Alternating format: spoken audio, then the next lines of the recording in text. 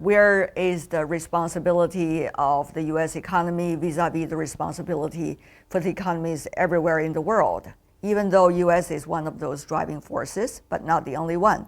So it's a very interesting question now.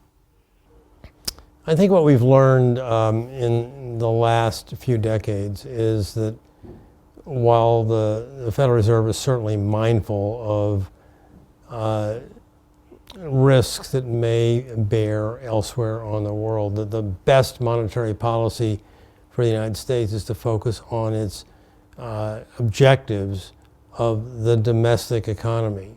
And I think that's true of China, it's true of Europe, it's true of Japan. And while we're sensitive to the possibility that these risks could spread overseas, if we control domestic inflation at home, and the Federal Reserve has not done the best job in doing that since the outbreak of COVID, then the impacts on the rest of the world will be manageable for economies in Asia, for economies in Europe, and for the Chinese economy as well.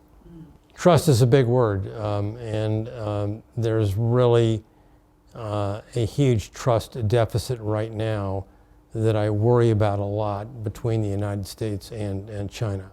And the first and foremost objective is to rebuild trust between the United States and China. That's very hard to do. How is the key? I lay out an agenda of up to 10 specific things that can be done, starting with small steps, easy steps, like reopening closed consulates in Chengdu, in Houston, Texas, restarting very important student foreign exchange programs, relaxing visa requirements between the traveling between the two countries, and then moving up higher in terms of the agenda, tougher to do but important to do, relaxing restraints on non-governmental organizations, NGOs.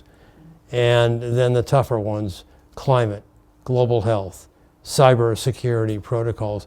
If we can begin to make little steps in those areas, then we can tackle some of the bigger issues